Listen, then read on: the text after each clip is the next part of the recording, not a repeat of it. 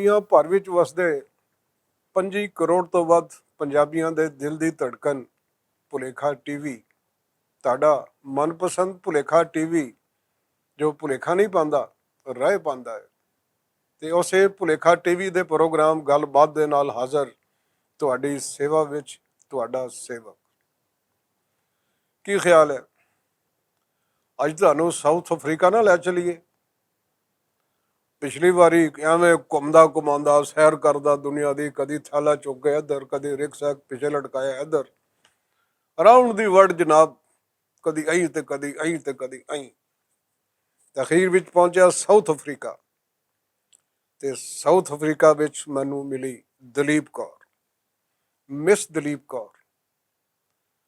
ਮੈਂ ਉਹਨੂੰ ਆਖਿਆ, ਮੁਟਿਆਰੇ ਬੜੀ ਖੁਸ਼ੀ ਹੋਈ ਕਿ ਤੈਨੂੰ ਟੂਰਿਜ਼ਮ ਨਾਲ ਬੜਾ ਲਗਾਓ ਹੈ, ਸੈਰ ਕਰਦੀ ਫਿਰਦੀ ਆ ਮੇਰੇ ਤਰ੍ਹਾਂ। ਮੈਂ ਤਾਂ ਅਵਾਰਾਗਰਦ ਆਦਮੀ ਆ, ਜਿੱਥੇ ਵੀ ਗਏ ਦਾਸਤਾਨ ਛੱਡ ਆਏ। ਉਹ ਕਹਿੰਦੀ, ਗੱਲ ਸੁਣ, ਮੇਰਾ ਟੂਰਿਜ਼ਮ ਦੇ ਨਾਲ ਕੋਈ ਤਾਲੁਕ ਨਹੀਂ। ਮੈਂ ਕਿਹਾ, ਤੂੰ ਇੱਥੇ ਫਿਰ ਕੀ ਲੈਣ ਆਈ ਆ ਸਾਊਥ ਅਫਰੀਕਾ, ਉਹ ਵੀ ਟੂਰਿਸਟਾਂ ਦੇ ਇਸ ਕੈਂਪ ਦੇ ਵਿੱਚ? ਕਹਿੰਦੀ, ਅਸਲ ਵਿੱਚ ਮੇਰਾ ਨਾਂ ਹੈ ਦਲੀਪ ਕੌਰ। ਉਹ ਮੈਂ ਕਿਹਾ, ਮੈਨੂੰ ਪਤਾ ਤੇਰੇ ਟੈਗ ਤੇ ਲਿਖਿਆ ਤੇਰਾ ਨਾਂ ਦਲੀਪ ਕੌਰ ਹੈ। ਉਹ ਕਹਿੰਦੀ ਕਿ ਮੈਂ ਸਾਊਥ ਅਫਰੀਕਾ ਵਿੱਚ ਸਰਦਾਰ ਦਲੀਪ ਸਿੰਘ ਨੂੰ ਲੱਭਣ ਆਈ। ਮੈਂ ਕਿਹਾ, ਉਹ ਕੌਣ ਹੈ? ਕਹਿੰਦੀ, ਉਹਨੇ ਮੇਰੇ ਪਿੱਛੇ ਆਪਣਾ ਤਖੱਲਸ ਮਸਤਾਨਾ ਲਿਖ ਕੇ ਸ਼ਾਇਰੀ ਸ਼ੁਰੂ ਕਰ ਦਿੱਤੀ ਸੀ, ਤੇ ਉਹਦਾ ਨਾਂ ਹੈ ਸਰਦਾਰ ਦਲੀਪ ਸਿੰਘ ਮਸਤਾਨਾ। ਤੇ ਮੈਂ ਕਿਹਾ, ਤੂੰ ਉਹਨੂੰ ਪੰਜਾਬ 'ਚ ਲੱਭ, ਤੂੰ ਇੱਥੇ ਸਾਊਥ ਅਫਰੀਕਾ ਉਹਨੂੰ ਕੀ ਲੈਣ ਆਈ ਹੈ?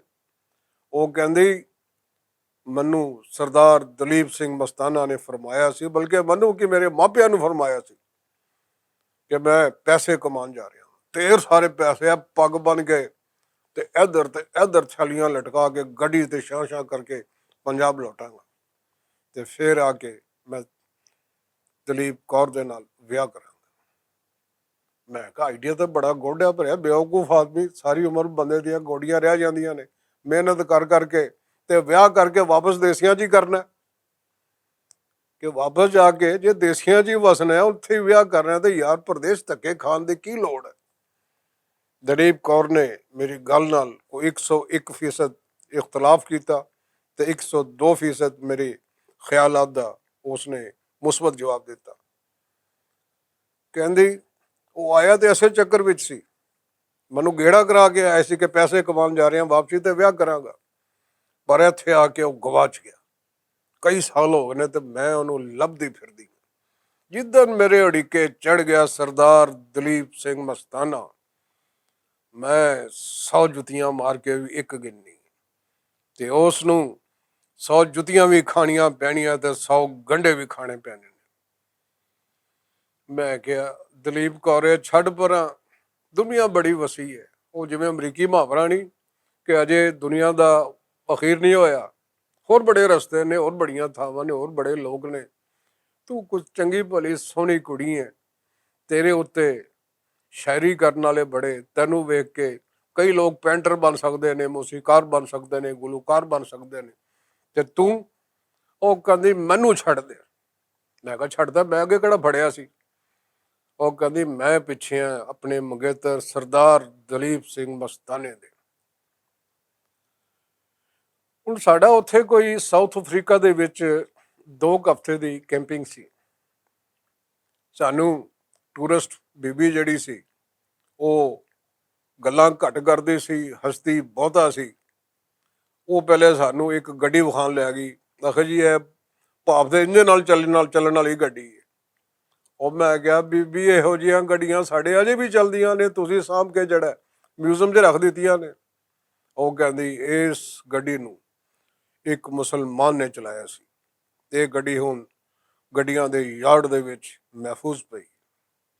ਮੈਂ ਦਲੀਪ ਕੌਰ ਨੂੰ ਦੱਸਿਆ, ਮੈਂ ਕਿਹਾ, ਮੇਰਾ ਇੱਕ ਭਾਵਨਗਰ ਵਾਲਾ ਬੇਲੀ ਸੀ, ਇਸਰਾਰ ਹੁਸੈਨ ਸ਼ਾਹ, ਇਹ ਜਿਸ ਡਰਾਈਵਰ ਨੇ ਇਸ ਗੱਡੀ ਨੂੰ ਚਲਾਇਆ ਸੀ, ਉਹਦੀ ਕੁੜੀ ਉਹਦੀ ਗਰਲਫਰੈਂਡ ਸੀ।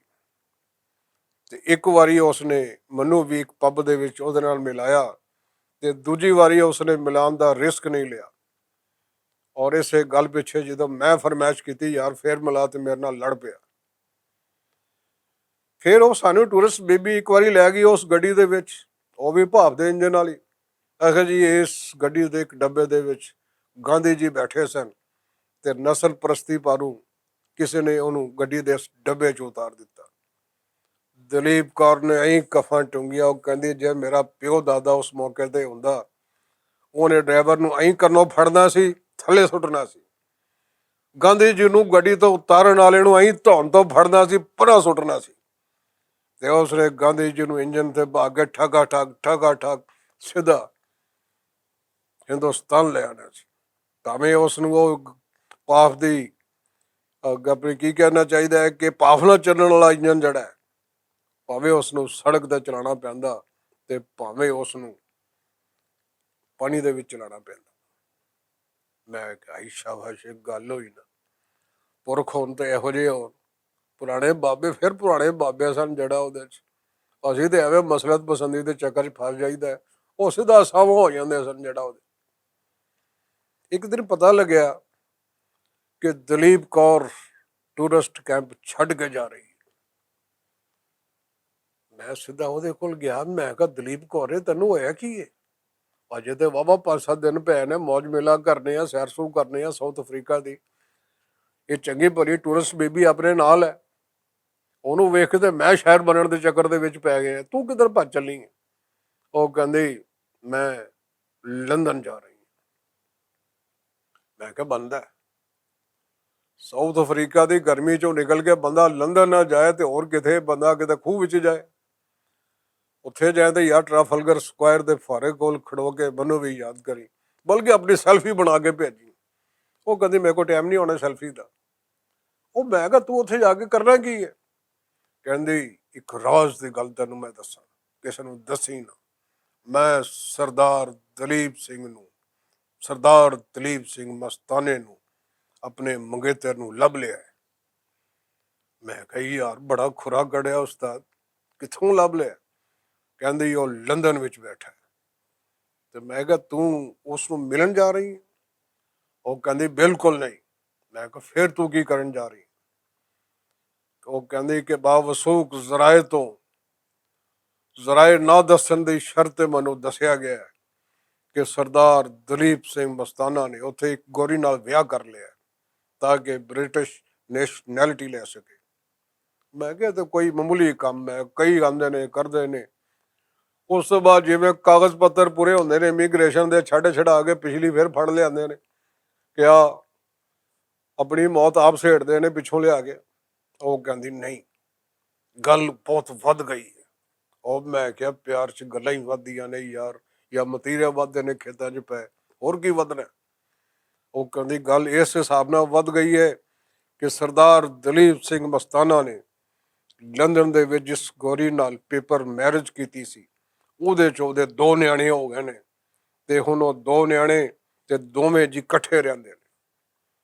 ਤੇ ਮੈਂ ਕਿਹਾ ਫਿਰ ਤੂੰ ਛੱਡ ਪਰਾਂ, ਉਹਨਾਂ ਦੀ ਜ਼ਿੰਦਗੀ ਵਿੱਚ ਜਾ ਕੇ ਐਵੇਂ ਜ਼ਹਿਰ ਘੋਲਣਾ, ਉਰਾ ਆਪਣਾ ਖਬਰੌਲਾ ਪਾਉਣਾ, ਕੀ ਫਾਇਦਾ, ਇੱਥੇ ਹੀ ਰਹਿ। ਉਹ ਕਹਿੰਦੀ ਮੇਰਾ ਜਾਣਾ ਬਹੁਤ ਜ਼ਰੂਰੀ ਹੈ।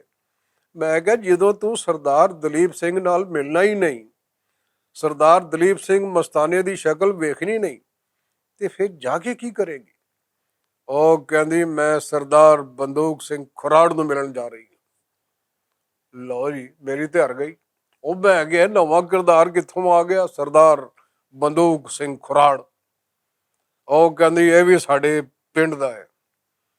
ਤੇ ਮੈਂ ਕਿਹਾ ਬੜੇ ਚਿਰਾਂ ਤੋਂ ਬਾਅਦ ਦੱਸਿਆ ਕਿ ਇਹ ਵੀ ਤੇਰੇ ਪਿੰਡ ਦਾ ਹੈ, ਤੇ ਤੂੰ ਉਸ ਨੂੰ ਮਿਲਣ ਕਿਉਂ ਜਾ ਰਹੀ ਹੈ? ਉਹ ਕਹਿੰਦੀ ਇੱਕ ਵਾਰੀ ਸਰਦਾਰ ਬੰਦੂਕ ਸਿੰਘ ਖੁਰਾੜ ਨੇ ਮੇਰਾ ਰਿਸ਼ਤਾ ਮੰਗਿਆ ਸੀ, ਮੇਰੇ ਮਾਪਿਆਂ ਨੇ ਹਾਂ ਵੀ ਕਰ ਦਿੱਤੀ ਸੀ, ਕਿਉਂਕਿ ਉਸ ਵੇਲੇ ਸਰਦਾਰ ਦਲੀਪ ਸਿੰਘ ਮਸਤਾਨਾ ਬੇਰੋਜ਼ਗਾਰ ਸੀ। ਪਰ ਹੋਇਆ ਇੰਜ ਕਿ ਮੈਂ ਜ਼ਾਲਮ ਸਾਮਰਾਜ ਦੇ ਸਾਹਮਣੇ ਡਟ ਗਈ। ਮੈਂ ਬਾਪੂ ਨੂੰ ਆਖਿਆ ਬਾਪੂ ਜਾਂ ਆਪ ਨਹੀਂ ਜਾਂ ਗਾਹਕ ਨਹੀਂ, ਮੇਰੇ ਲਈ ਉਹ ਮਸਤਾਨਾ ਹੀ ਕਾਫੀ ਹੈ। ਲਿਹਾਜ਼ਾ ਉਸ ਨੇ ਮੰਗਣੀ ਨਹੀਂ ਕੀਤੀ। ਤੇ ਜਦੋਂ ਇਸ ਗੱਲ ਦਾ ਸਰਦਾਰ ਦਲੀਪ ਸਿੰਘ ਮਸਤਾਨੇ ਨੂੰ ਪਤਾ ਲੱਗਿਆ, ਉਹਨੇ ਆਖਿਆ ਖਬਰਦਾਰ ਦਲੀਪ ਕੌਰੇ, ਜੇ ਤੂੰ ਮੁੜ ਕੇ ਸਰਦਾਰ ਬੰਦੂਕ ਸਿੰਘ ਖੁਰਾੜ ਦੀ ਗਲੀ ਚੋਂ ਟੱਪੀ।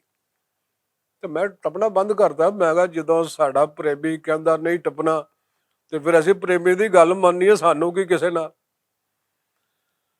ਤੇ ਹੁਣ ਸਰਦਾਰ ਬੰਦੂਕ ਸਿੰਘ ਖੁਰਾਟ ਲੰਦਨ ਵਿੱਚ ਹੈ। ਮੈਂ ਉਹਦੇ ਕੋਲ ਜਾ ਰਹੀ ਹਾਂ। ਮੈਂ ਕਿਹਾ ਤੂੰ ਹੁਣ ਉਹਦੇ ਕੋਲ ਕੀ ਕਰਨ ਜਾ ਰਹੀ ਹੈ? ਕਹਿੰਦੀ ਉਸਨੇ ਦੁਬਾਰਾ ਆਫਰ ਕੀਤੀ ਹੈ, ਬਲਕਿ ਬਾਏ 1 ਗੈਟ 1 ਫ੍ਰੀ ਆਫਰ ਕੀਤੀ ਹੈ। ਉਹ ਇਸ ਲਈ ਕਿ ਉਹਦੀ ਬੀਵੀ ਫੌਤ ਹੋ ਚੁੱਕੀ ਹੈ ਤੇ ਉਹਦੇ ਚੋਂ ਇੱਕ ਨਿਆਣਾ ਹੈ, ਤੇ ਉਹ ਚਾਹੁੰਦਾ ਹੈ ਕਿ ਮੈਂ ਮਾਂ ਬਣ ਕੇ ਉਸ ਨਿਆਣੇ ਨੂੰ ਪਾਲਾਂ ਤੇ ਉਹਦਾ ਪ੍ਰੇਮ ਉਹਨੂੰ ਲੁਟਾ ਦਿਆਂ। ਮੈਂ ਕਿਹਾ ਬੜਾ ਗੁੱਡ ਆਈਡੀਆ, ਬੜਾ ਸੈਕਰੀਫਾਈਸ ਕਰ ਰਹੀ ਹੈ ਸੋਹਣੀਏ। ਫਿਰ ਉਹ ਕਹਿੰਦੀ ਫੇਰ ਕੀ, ਉੱਥੋਂ ਜਾ ਕੇ ਚੰਗਾ ਭਲਾ ਕੋਈ 5 ਪਾਉਂਡ ਦਾ ਕੇਕ ਲੈਣਾ, ਸਰਦਾਰ ਬੰਦੂਕ ਸਿੰਘ ਖੁਰਾੜ ਨੂੰ ਨਾਲ ਲੈਣਾ ਤੇ ਸਿੱਧਾ ਤੁੱਕ ਜਾ ਕੇ ਸਰਦਾਰ ਦਲੀਪ ਸਿੰਘ ਮਸਤਾਨਾ ਦੇ ਘਰ ਜਾਣਾ ਤੇ ਉਹਦੀ ਬੁੱਢੀ ਨੂੰ ਕਹਿਣਾ ਇਹ ਕੇਕ ਸਾਡੇ ਵੱਲੋਂ ਤੋਹਫਾ ਹੈ ਤੁਹਾਡੇ ਵਿਆਹ ਦਾ, ਤੇ ਤੁਸੀਂ ਦੋਵਾਂ ਜੀਆਂ ਨੇ ਤੇ ਦੋਵਾਂ ਨਿਆਣਿਆਂ ਨੇ ਮੇਰੇ ਵਿਆਹ ਤੇ ਜ਼ਰੂਰ ਆਣਾ। ਬਸ ਭਗਵਾਨ ਜੀ, ਮੈਂ ਉਹਨੂੰ ਆਖਿਆ ਸੋਹਣੀਏ, ਇਸ ਤੋਂ ਵੱਡਾ ਇੰਤਕਾਮ ਸਰਦਾਰ ਦਲੀਪ ਸਿੰਘ ਮਸਤਾਨਾ ਲਈ ਕੋਈ ਹੋਰ ਨਹੀਂ ਹੋ ਸਕਦਾ, ਤੇ ਤੂੰ ਜੋ ਕੁਛ ਕਰੇਂਗੀ ਕਿ ਸਮਝੋ ਸਰਦਾਰ ਦਲੀਪ ਸਿੰਘ ਨੂੰ ਮਾਰਨ ਲਈ, ਜਰਾ ਸਰਦਾਰ ਦਲੀਪ ਸਿੰਘ ਮਸਤਾਨਾ ਨੂੰ ਮਾਰਨ ਲਈ ਇੰਨਾ ਹੀ ਕਾਫੀ ਹੈ ਕਿ ਤੇਰੇ ਹੱਥ ਵਿੱਚ ਸਰਦਾਰ ਬੰਦੂਕ ਸਿੰਘ ਖੁਰਾੜ ਦਾ ਹੱਥ ਹੋਵੇ ਤੇ ਤੁਸੀਂ ਆਪਣੇ ਵਿਆਹ ਤੇ ਉਹਨਾਂ ਨੂੰ ਸੱਦਿਆ ਹੋਵੇ, ਤੇ ਫਿਰ ਵੇਖਾਂਗਾ ਕਿ ਸਰਦਾਰ ਦਲੀਪ ਸਿੰਘ ਮਸਤਾਨਾ ਕਰਦਾ ਕੀ ਹੈ। ਉਹਨੇ ਕਿਹਾ ਕਰਨਾ ਕੀ ਹੈ, ਟੁੱਟ ਪੈਣੇ ਨੇ ਉੱਥੇ ਕਿਤੇ ਗਰਕ ਹੋ ਜਾਣਾ, ਮੁੜ ਕੇ ਸਾਰੀ ਉਮਰ ਮੱਥੇ ਨਹੀਂ ਲੱਗਣਾ। ਤੇ ਮੈਂ ਵੀ ਸਰਦਾਰ ਬੰਦੂਕ ਸਿੰਘ ਖੁਰਾੜ ਦੇ ਨਾਲ ਹਰ ਉਸ ਥਾਂ ਤੇ ਜਾਣਾ ਹੈ ਜਿੱਥੇ ਦਲੀਪ ਸਿੰਘ ਮਸਤਾਨਾ ਉਦਾਸੀ ਦੇ ਆਲਮ ਚ ਮੈਨੂੰ ਮਿਲੇਗਾ। ਗੱਲ ਨਿੱਕੀ ਜਿਹੀ, ਯਾਰ ਫਰੂਕਾ ਕੀ ਬਣੇਗਾ ਇਸ ਦੁਨੀਆ ਦਾ, ਮੈਨੂੰ ਤੇ ਕੋਈ ਸਮਝ ਨਹੀਂ। ਤੁਹਾਨੂੰ ਹੈ ਜੇ ਸਮਝੋ ਤੇ ਸਮਝਾਓ, ਕਹਾਣੀ ਬੰਨੇ ਲਾਓ। ਗੱਲ ਨਿੱਕੀ ਜਿਹੀ, ਯਾਰ ਫਰੂਕਾ ਕੀ ਬਣੇਗਾ ਇਸ ਦੁਨੀਆ ਦਾ।